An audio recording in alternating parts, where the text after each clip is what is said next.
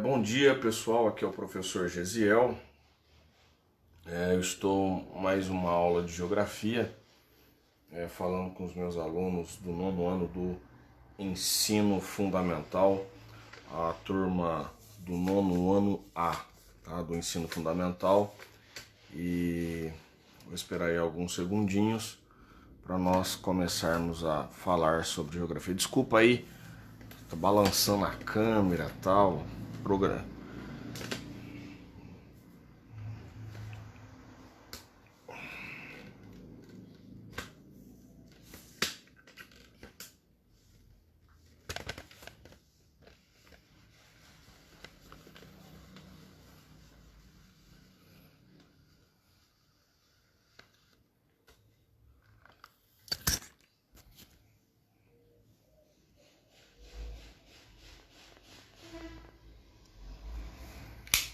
Eita lá, aqui.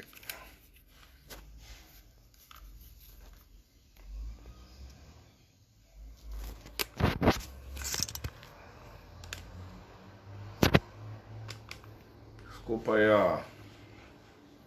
o amadorismo. Eita lá, e o pessoal mexe aqui na minha câmera. A câmera fica torta, mexe no meu tripé, meu.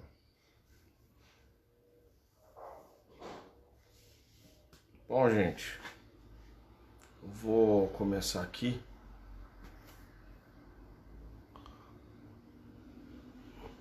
Quero mandar saudações aí para os meus amigos que serviram no exército comigo. Vira e volta aparece, deixando seus comentários. Né, o Derquian, o Colombo, Denilson que acabou de chegar aí. Pessoal que serviu comigo, tenho uma grande satisfação relembrar dos tempos em que nós estávamos lá todos juntos cumprindo a mesma missão, né?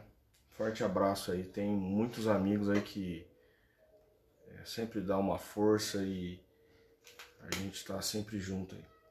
Bom, gente, primeiro eu quero deixar aqui fazer uma crítica aqui, né, em relação à sequência didática em que nós estamos tendo com conteúdo de geografia lecionado pela Secretaria de Educação. Eu falo especificamente nas aulas de geografia, né? Até esses dias nós estávamos vendo o continente europeu, aspectos físicos. De repente nós já vamos para deslocamentos populacionais, depois voltamos para o continente europeu. Aí na quinta-feira trabalha-se continente asiático e Oceania, aspectos físicos, e de repente já entramos para a globalização. É uma crítica que fica difícil você trabalhar assim se você não tem sequência didática. Tudo bem que nós estamos num período de exceção, que nós devemos levar em consideração o momento em que nós estamos vivendo, mas eu acho que o pessoal que está trabalhando no centro de mídias tem um pouquinho de consideração com os professores que estão do outro lado e passar a informação, conhecimentos para os alunos de uma forma coesa, né, que facilite a aprendizagem e não dificulte aí a assimilação dos conteúdos. Porque você começa com um assunto, parte para o outro e fica nesse jogo aí, eu acho que dificulta também o nosso trabalho. Eu sei que é um desabafo, não é o momento para isso, mas eu só queria entender que alguém viesse e desse uma explicação, qual o caminho qual o caminho que vamos seguir. Só mostra o caminho que vamos seguir, depois aí a gente consegue falar melhor com os nossos alunos. Bom, eu vou ajeitar essa câmera de novo aqui que tá uma beleza, gente. Desculpa, viu? Peço desculpa aqui.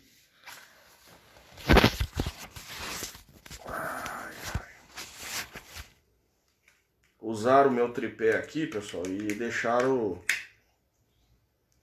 a gente empresta, só que devolve que nem o nariz.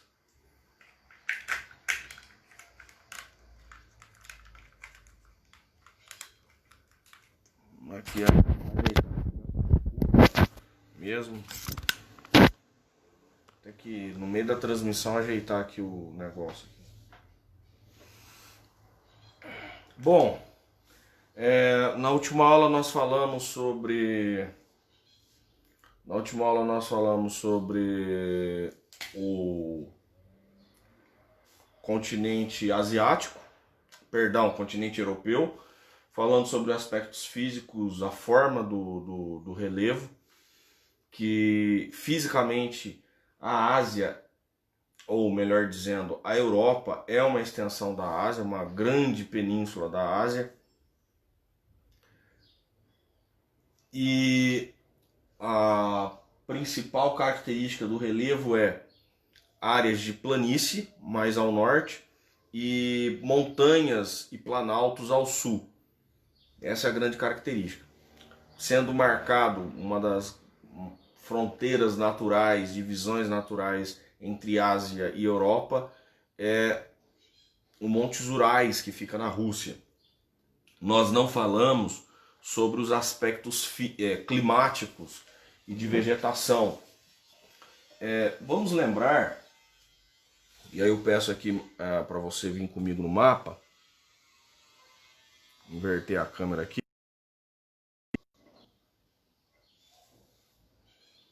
Vamos lembrar a questão do...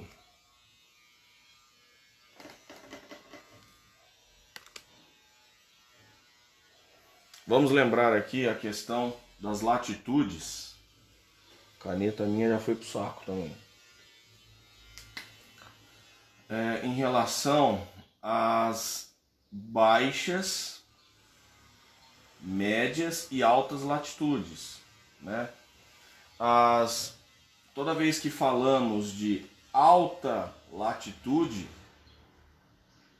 das altas latitudes, nós estamos falando de regiões acima do Círculo Polar Ártico, que está acima de 66 graus de latitude norte.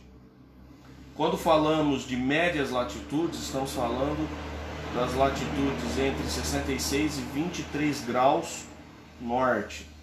As baixas latitudes passam por 0 graus de latitude e 23 graus de latitude sul. Aí voltando às médias latitudes, 66 graus de latitude sul, até chegar ao polo sul, que é 90 graus de latitude sul. Esqueci de colocar aqui o polo norte. Tá? Lembrando, aqui nós temos altas latitudes, médias, as baixas latitudes. Só vou relembrar essa nomenclatura, porque vira e volta, quando falamos de altas, médias e baixas latitudes, pode confundir um pouco os alunos aí.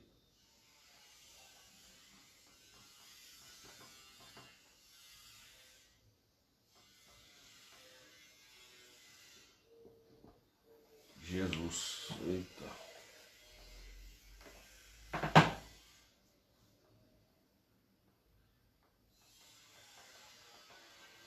Altas latitudes. Quando falamos de altas latitudes, né, eu tenho que associar isso com as zonas polares. Então, as altas latitudes vai se referir sempre temperaturas baixas. Temperaturas baixas, muito frio.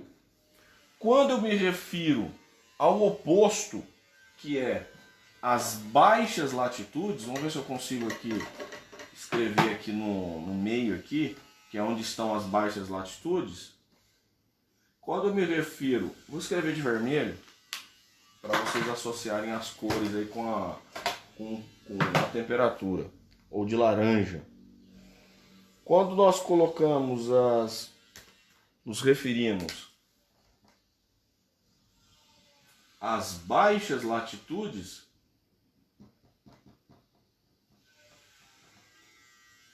eu estou me referindo a temperaturas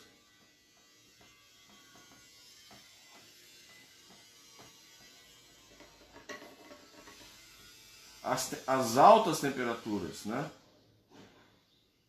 Temperaturas altas, elevadas, clima mais quente, né? Aqui é quente. Baixas temperaturas é quente.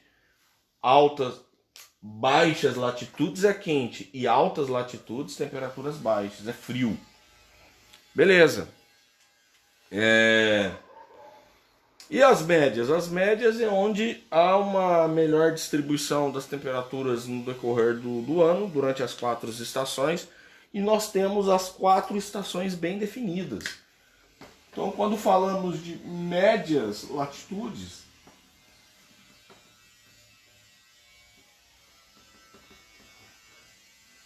nós estamos falando de uma zona temperada também. As temperaturas e as 4 estações do ano bem definidas.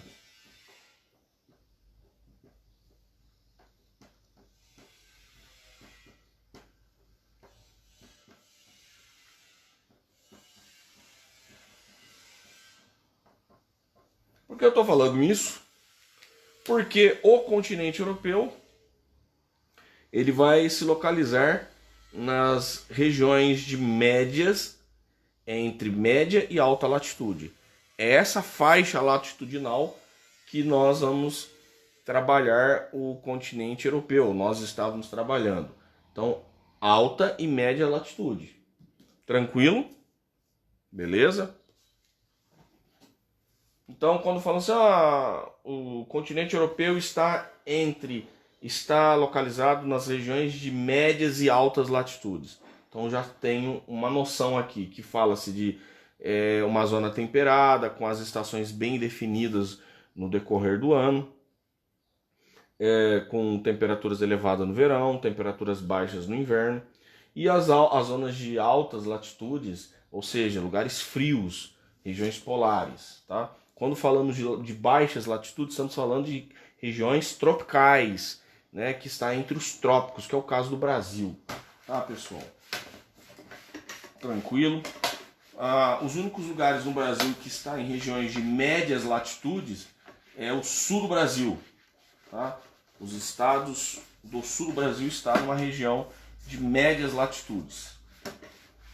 Como é uma região ainda muito próxima aos trópicos, nós chamamos de zona subtropical, que é a transição do tropical para a zona temperada. Então, vocês já lembraram e fizeram a associação aí o gato aí, ó, que não sai dessa cama. Nós já fizemos a associação do que é essas associações que nós precisamos fazer com o clima. Beleza? Daí, eu preciso lembrar que para a definição de um clima, toda vez que eu quero definir um clima, eu preciso saber que eu devo considerar as latitudes, a altitude, com os efeitos de continentalidade e maritimidade, né? Também devo levar em consideração a circulação geral da atmosfera. Isso influencia muito. Já falei relevo, vegetação. Há vários fatores que determinam, né, o efeito de maritimidade e continentalidade.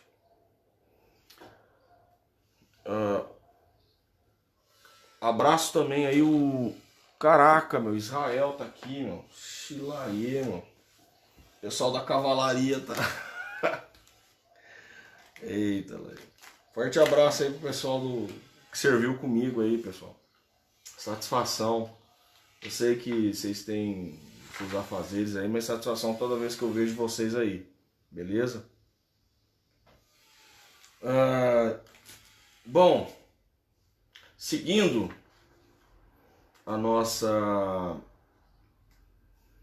aula, então nós temos aqui no continente europeu a predominância do clima temperado.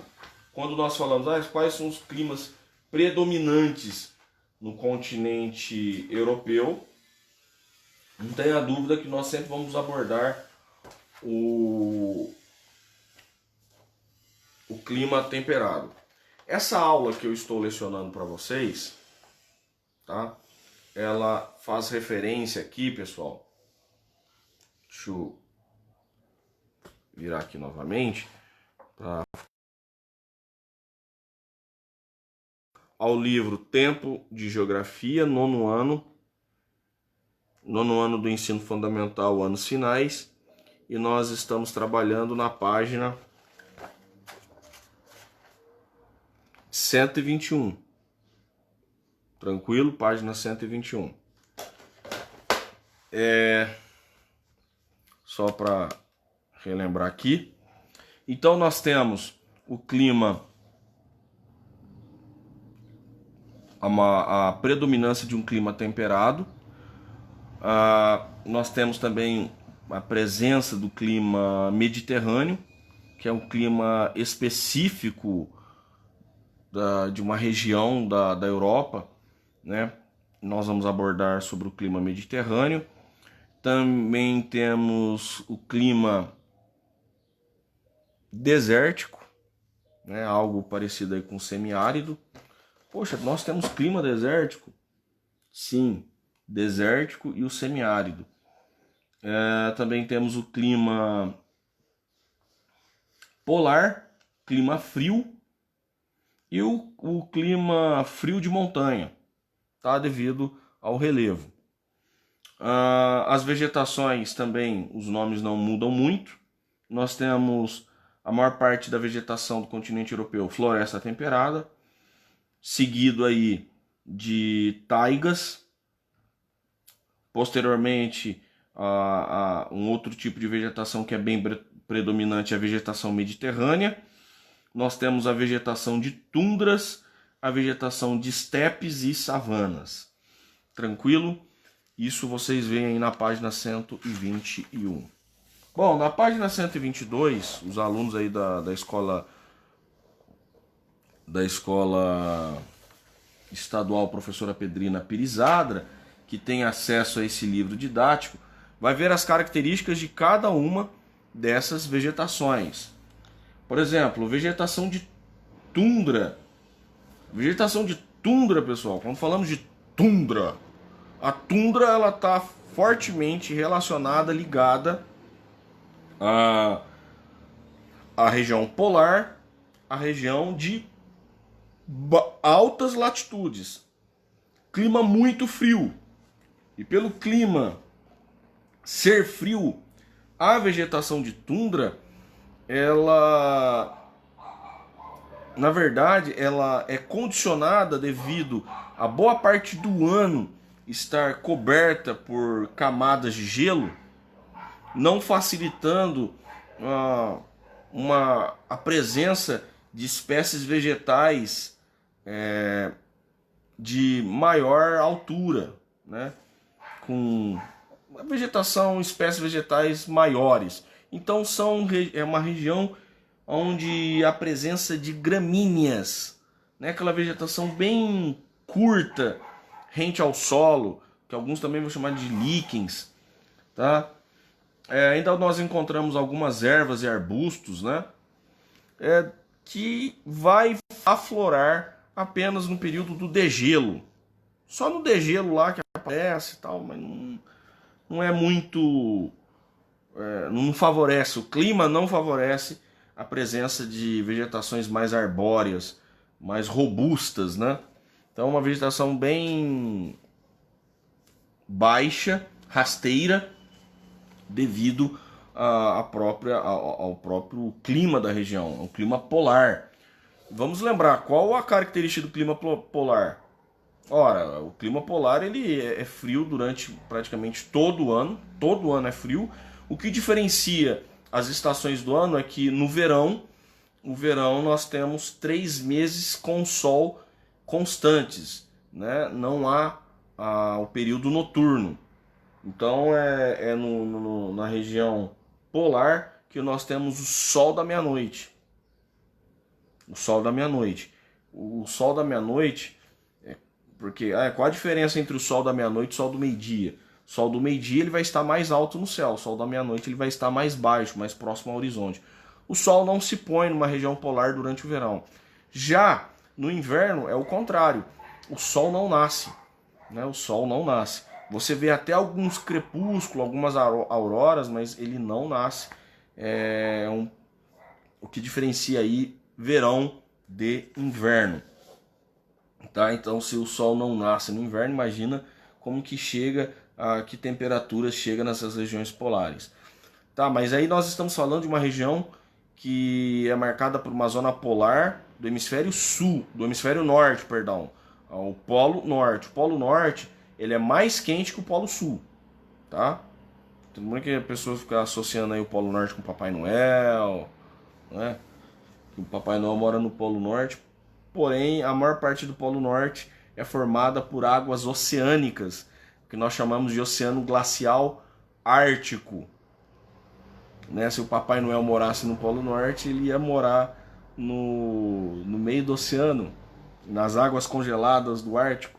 Isso no inverno, porque no verão há áreas de degelo.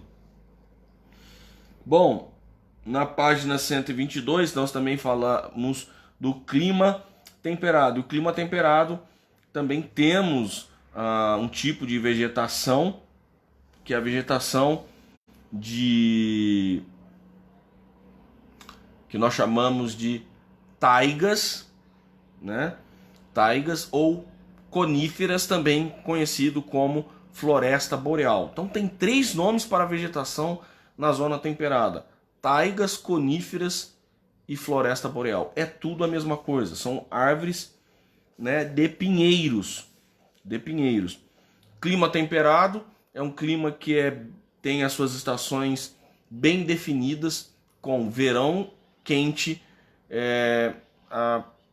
o outono com queda de folhas, precipitação dessas folhas, queda de temperatura, e no inverno, além da queda de temperatura, precipitação de neve.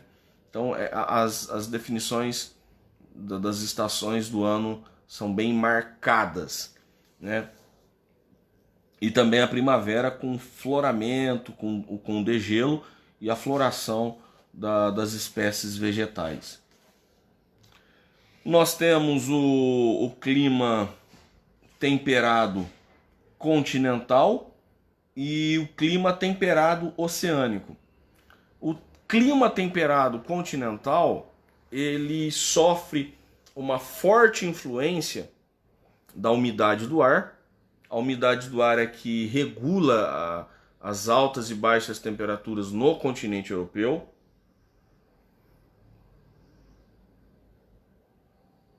O clima temperado continental, então, ele oscila mais, é o que nós chamamos de amplitude térmica. Vamos pegar um exemplo de Moscou, capital da Rússia, que tem o clima temperado continental. Nós temos no verão russo chegando a uma temperatura máxima de 30 graus Celsius, 30 graus positivos, 30 graus Celsius. E no inverno, Moscou pode chegar a 30 graus negativos na escala Celsius. 30 graus Celsius negativos. Então é uma oscilação muito grande de temperatura. 30 graus positivo, pessoal, é um clima muito próximo ao nosso clima aqui no Brasil, um clima tropical. É mole, uma temperatura comum para nós no verão russo. Já o inverno, bem distante de uma realidade nossa, 30 graus negativos, né? Um clima bem próximo ao clima polar. Olha só, quer dizer, é um clima polar. Nós temos essa oscilação extrema. De um lado, um clima com características tropicais no verão, e no inverno, um clima com características polares. Isso é um clima temperado continental. Por que ocorre, então, essa oscilação de temperatura na zona continental? E qual a diferença da zona temperada oceânica? Bom, Eu sempre falo para os meus alunos que a umidade do ar é o fator de regular a temperatura. E aí fica uma dica. As pessoas que vão fazer instalação, vão comprar climatizador, normalmente gostam daqueles umidificadores de ares, né, que jogam umidade. Isso aí é um leve, pessoal, é um equívoco das pessoas, achando que bombear água com um umidificador vai refrescar o ambiente. Isso só vai funcionar se você tiver um refrigerador grande, de porte grande, como você tem em algumas lojas, né? Se você for aqui em Porto Ferreira, no shopping da utilidade, alguns comércios de Porto Ferreira, você vai ver aqueles grandes ventiladores que fica no fundo da loja, bombeando, além de bombear água em partículas, né, em vapor de água, a temperatura dessa água é refrigerada, é uma água gelada vaporizada, né? E aí o pessoal, nossa, funciona, é um ambiente gostoso. Ah, sim, é gostoso ficar bombeando água, umidade e frio. Porém, se você estiver num ambiente fechado, você ficar bombeando água, a água ela sai até fria. Ela sai até fria. Porém, quem está no fundo do salão, se você for instalar isso numa igreja, quem está lá no fundo do salão, está longe dessa máquina que está bombeando água refrigerada, só vai receber a umidade, porque a água lá já esquentou. E aí vai recebendo a umidade e a água, pessoal, acaba absorvendo a temperatura do calor do corpo das pessoas, do ambiente. Então, a cada partícula de água, a cada molécula, a temperatura vai aumentando ou regulando a sua temperatura do seu próprio corpo.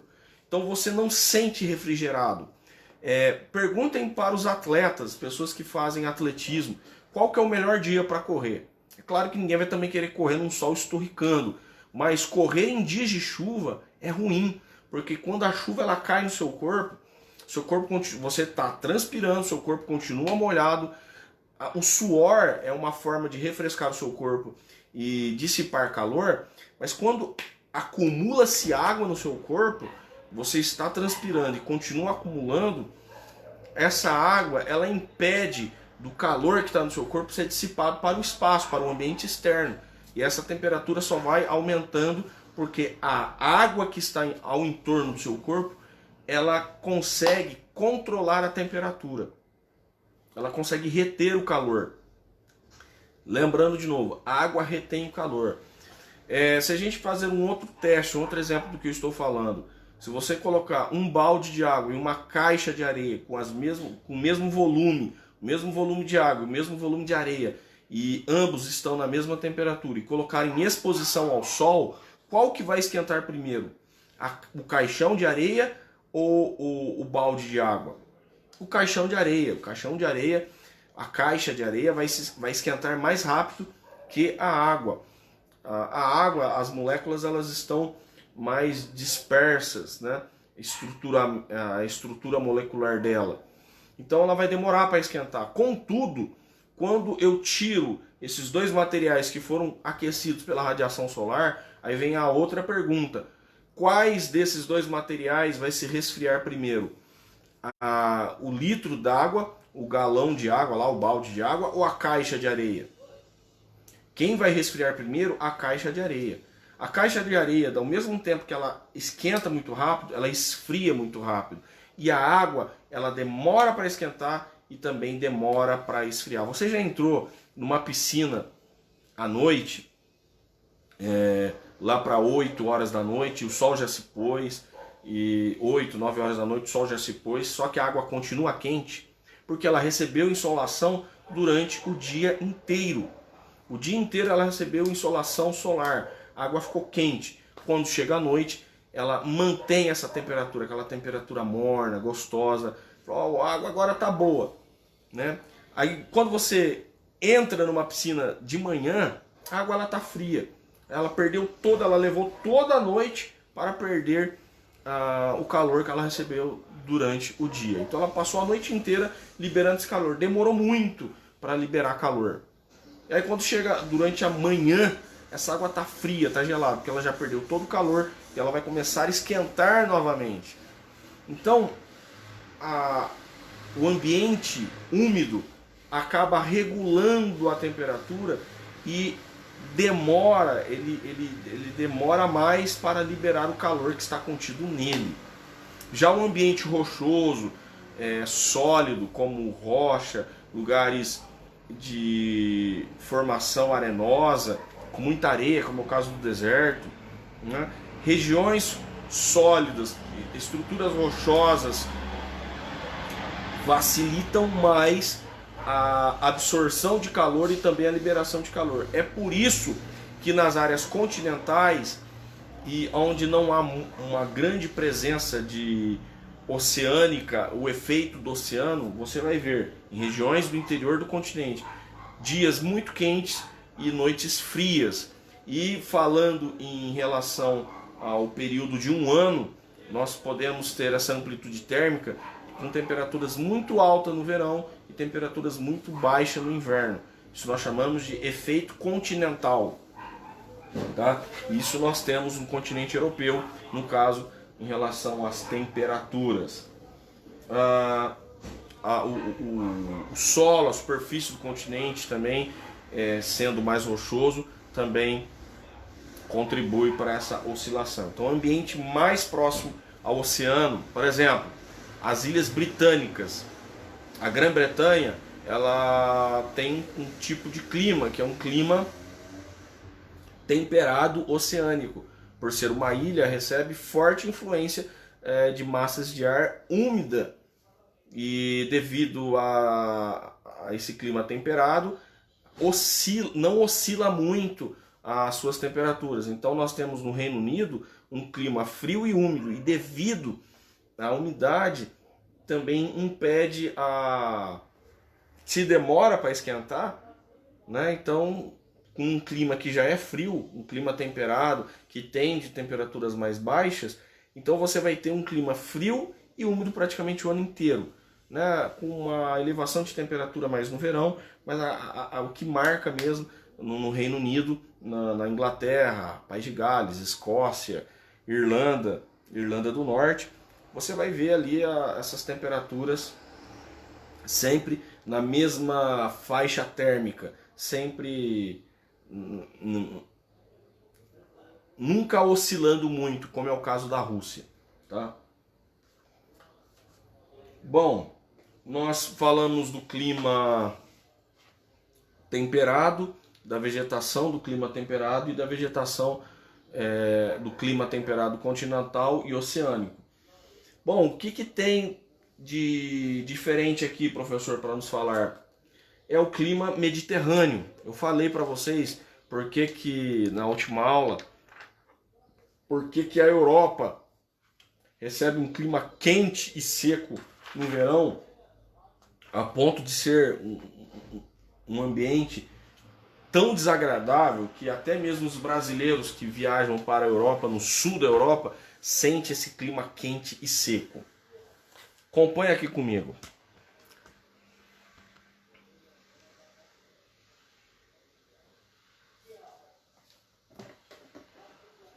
Vamos lá.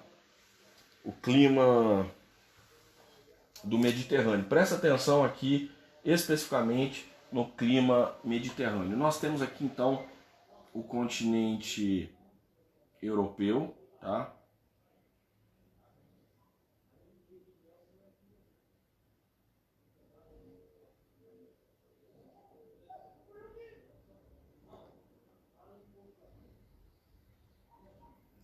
E logo ao sul do continente europeu, vamos lembrar, eu vou fazer só uma parte aqui, tá, pessoal? Para vocês associarem o que está ao sul do continente europeu. Nós temos o continente africano. E você acha que isso não vai ter interferência no clima do sul da Europa? Com certeza. Com certeza isso vai ter interferência no clima da Europa. Não tenha dúvida sobre isso. Então o que acontece? Durante o verão europeu e o verão no hemisfério norte como um todo, Eu tenho que lembrar a vocês que o norte do continente africano está no hemisfério norte. E é um período de expansão do deserto do Saara. Né? O deserto do Saara ele se expande no verão. A massas de ar quente e seca que atuava aqui no deserto do Saara, ele se expande mais ao hemisfério norte. Então nós temos uma entrada de massa de ar quente e seco, uma massa de ar quente e seco do continente africano. Olha só, nós temos aqui a Península Arábica, né? Clima desértico também, a Península da Arábia, aqui a região da Palestina, aqui nós temos o deserto do Saara.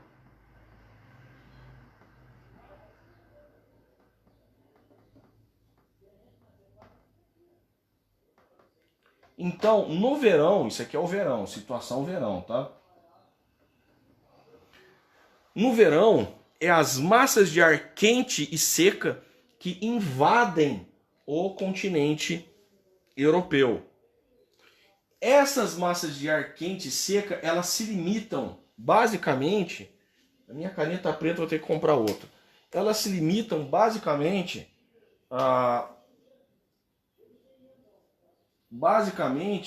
às regiões de montanhas, essas regiões de planaltos, aqui no sul da Europa. Aqui nós temos os Montes Pirineus, tá?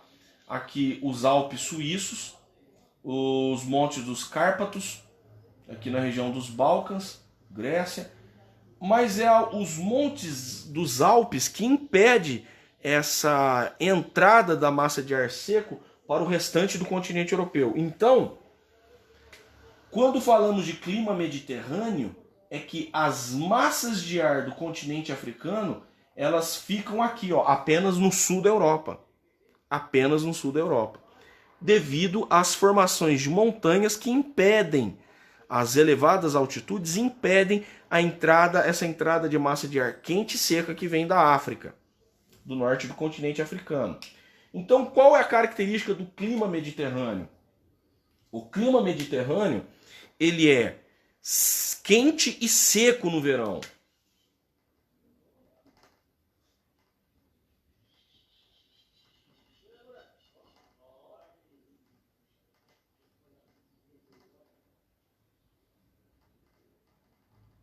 Ele é quente e seco no verão, tá?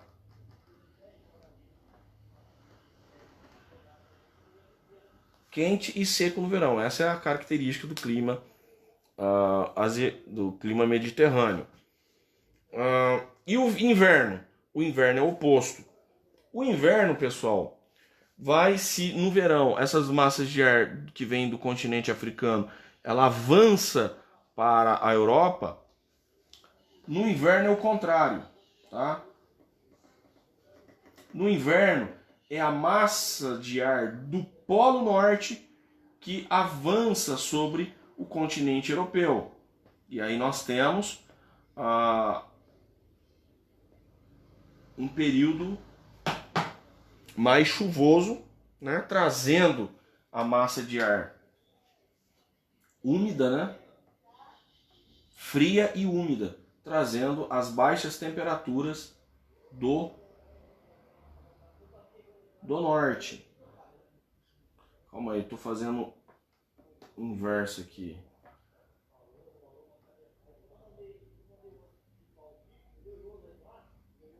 Então essas massas de ar do hemisfério norte, essas massas polares, acabam chegando no interior do continente europeu. As temperaturas caem e favorece então uma frente fria, um choque de massa de ar quente com a massa de ar frio, formando as frentes frias no continente europeu, marcando então aqui um clima frio e chuvoso. Tá? Frio e chuvoso. Talvez não tão frio quanto nas regiões de altitudes mais elevadas, tá?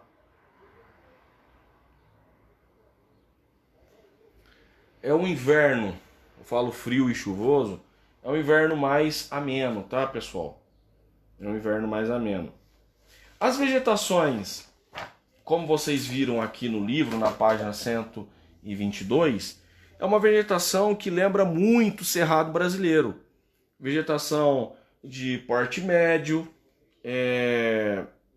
não com árvores de porte grande, são porte médio, com a presença de muitos arbustos, que lembra o Cerrado brasileiro. É um tipo, não deixa de ser um tipo de savana, que é o clima e a vegetação do Mediterrâneo.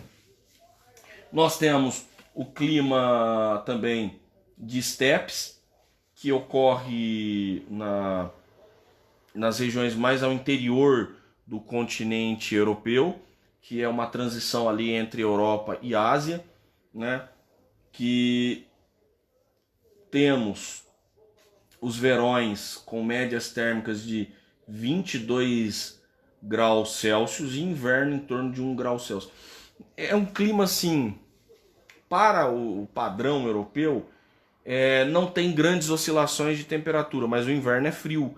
O verão também não é muito quente, né? É um tipo de clima mais semiárido, né? Próximo aí a um clima semiárido.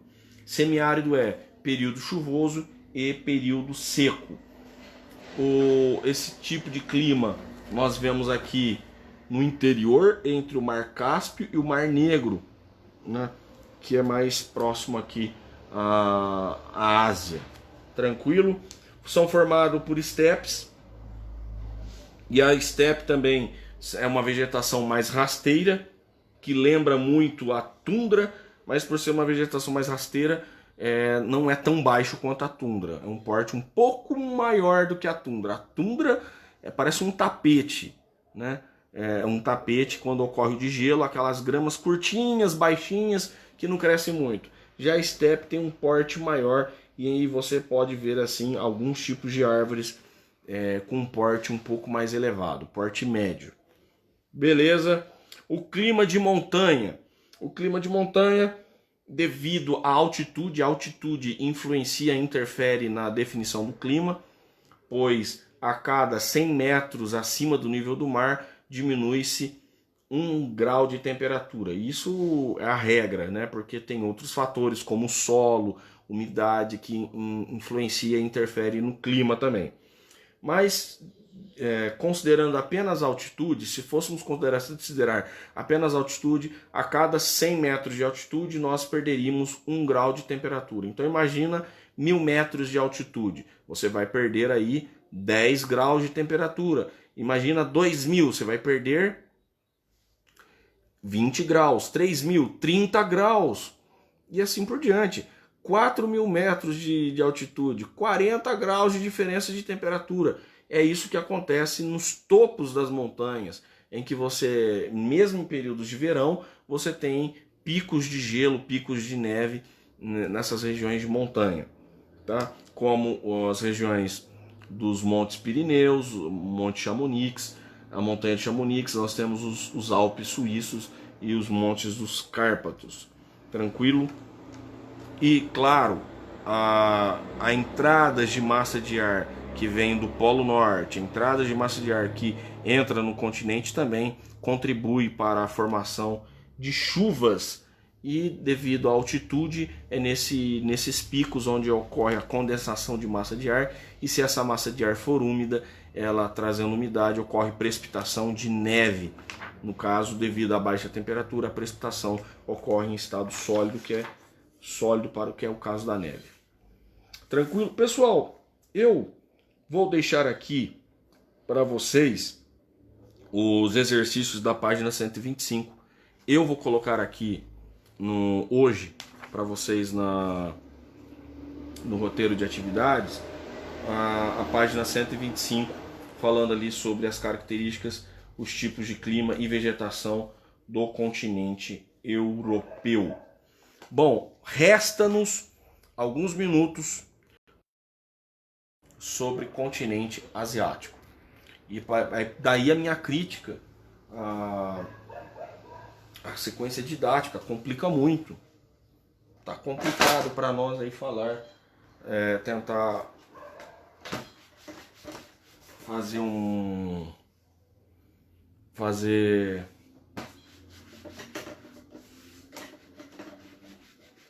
tá complicado a gente fazer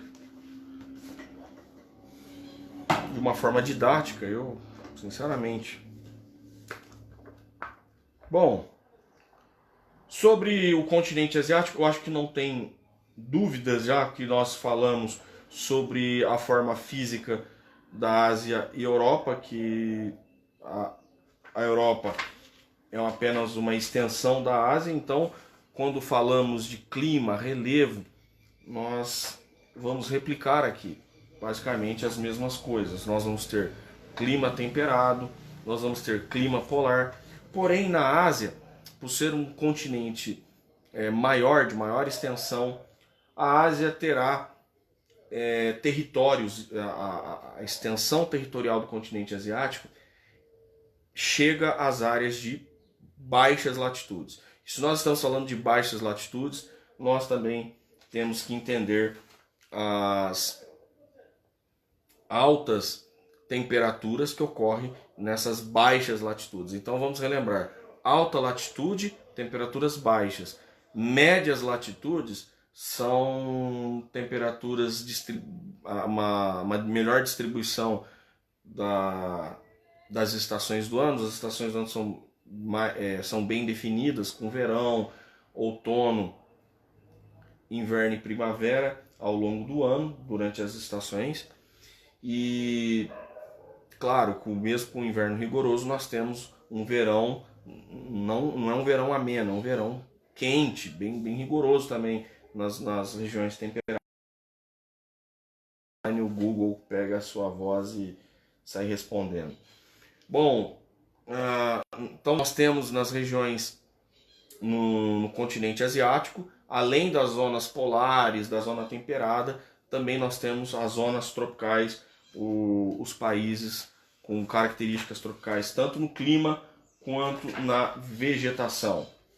Vocês podem seguir aqui na página 172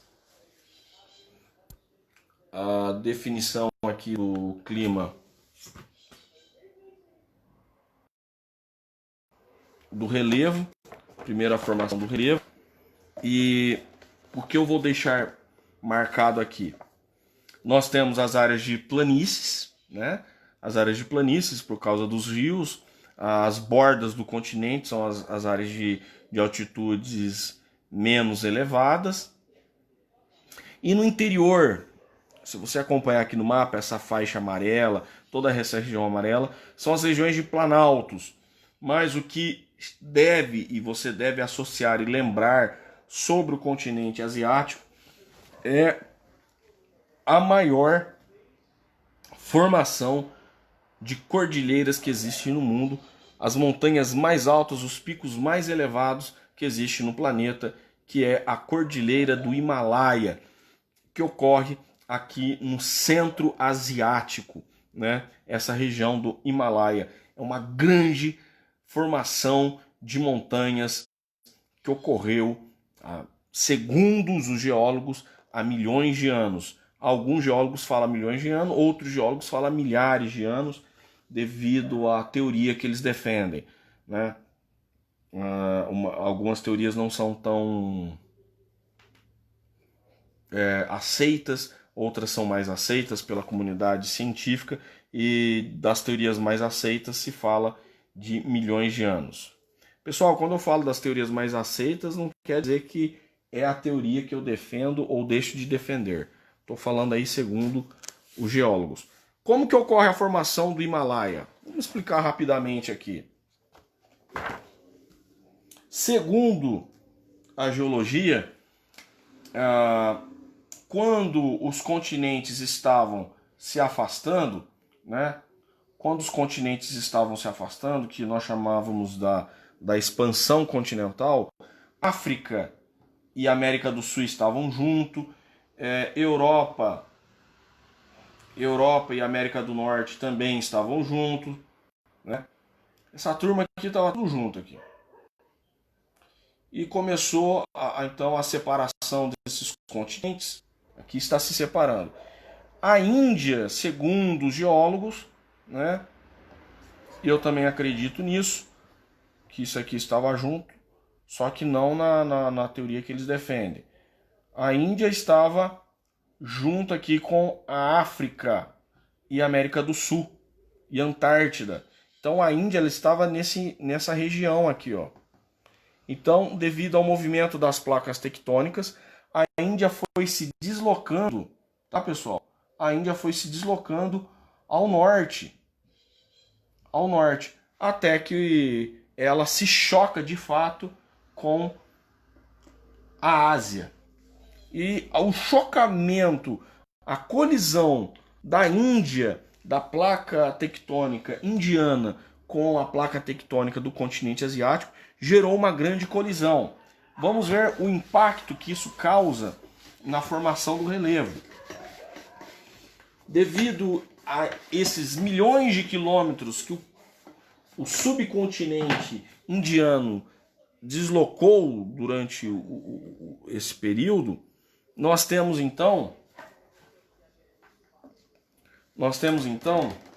uma grande colisão.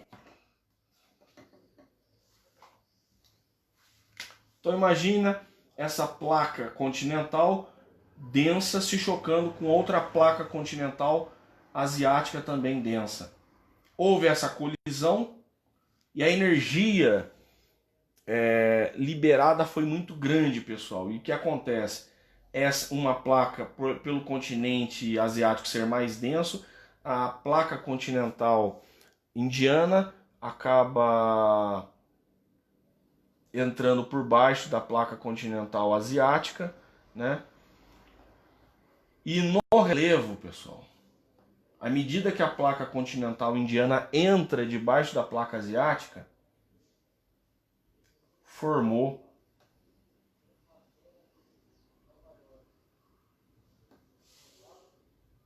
uma grande formação de montanhas. Então, quando houve o choque, ocorreu essas grandes formações de montanha que nós chamamos de Himalaia.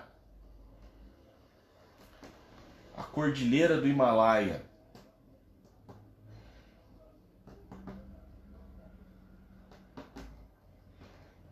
A Cordilheira do Himalaia. E a Cordilheira do Himalaia vai ser importante também com a entrada de massa de ar, pois em épocas do ano, a massa de ar que vai vir aqui quente e úmida vai favorecer a precipitação, a formação de uma cobertura vegetal maior. Aqui eu fiz aqui é neve, né?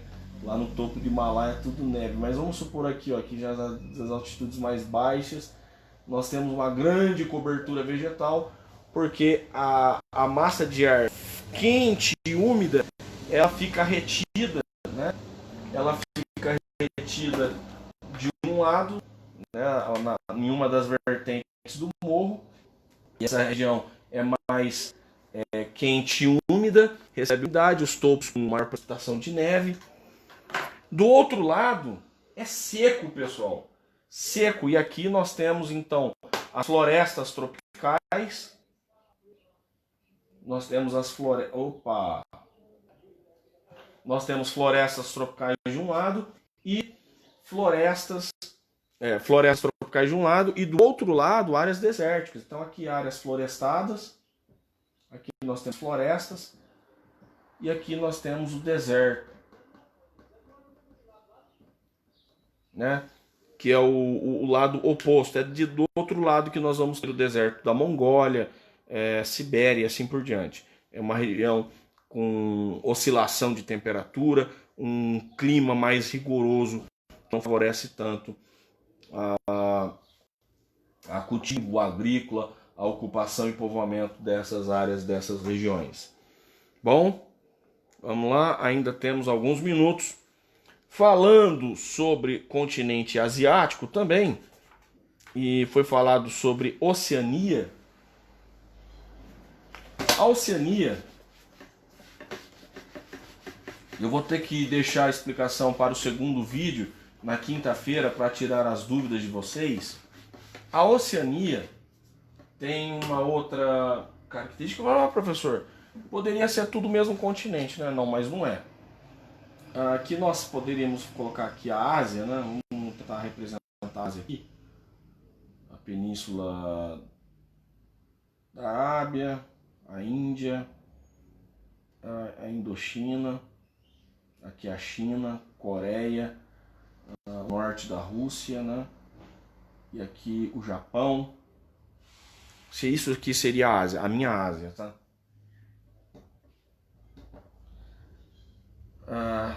Aí nós temos as ilhas da Indonésia, as ilhas da Malásia, beleza. Taiwan, algumas ilhas aí.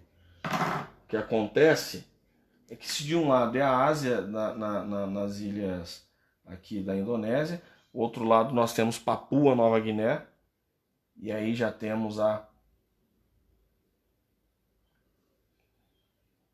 Austrália também, que assim como a Índia se deslocou e fez uma grande viagem, né, sobre o continente, sobre o deslocamento de placas tectônicas.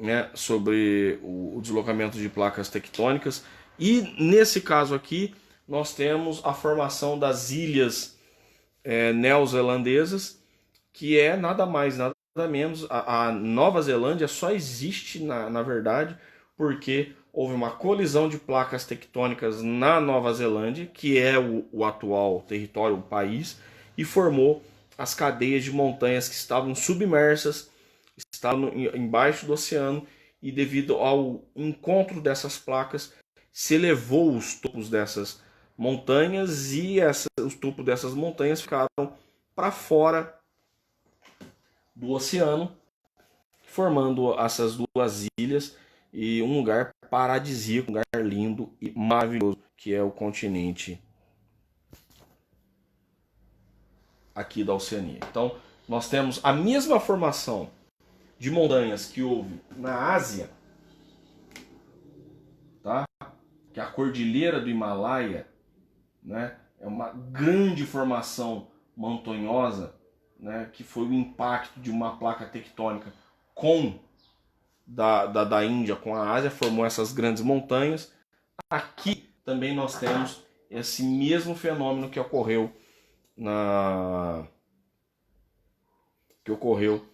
Ásia, ocorre na Oceania, que é o caso da Nova Zelândia.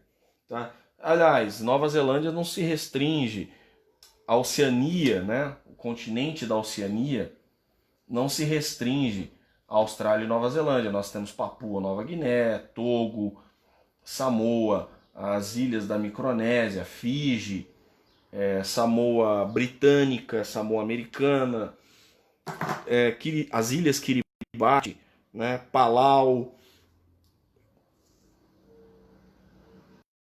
Tahiti, né, nós temos várias ilhas aí que pertencem à Oceania. Beleza, pessoal? Gostaria que vocês deixassem mais dúvidas, né, do que foi trabalhado na aula sobre Ásia e Oceania.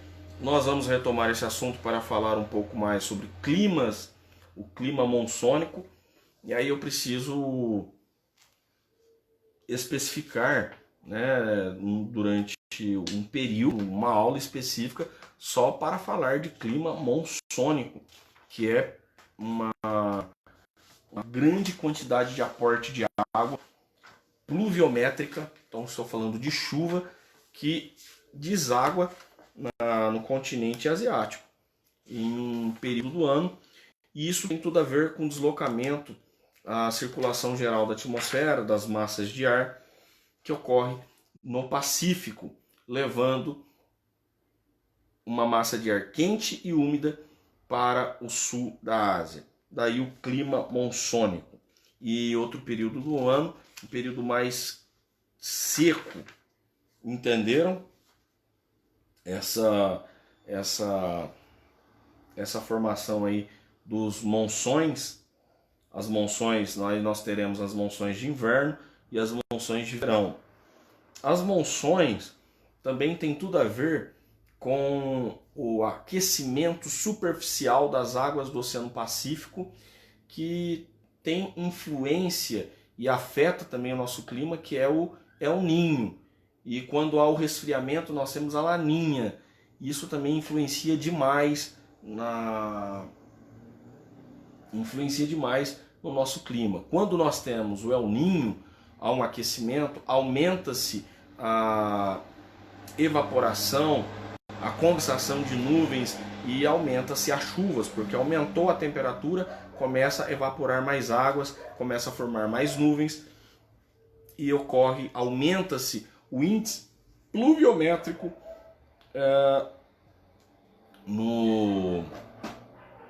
nos territórios da Oceania, tá?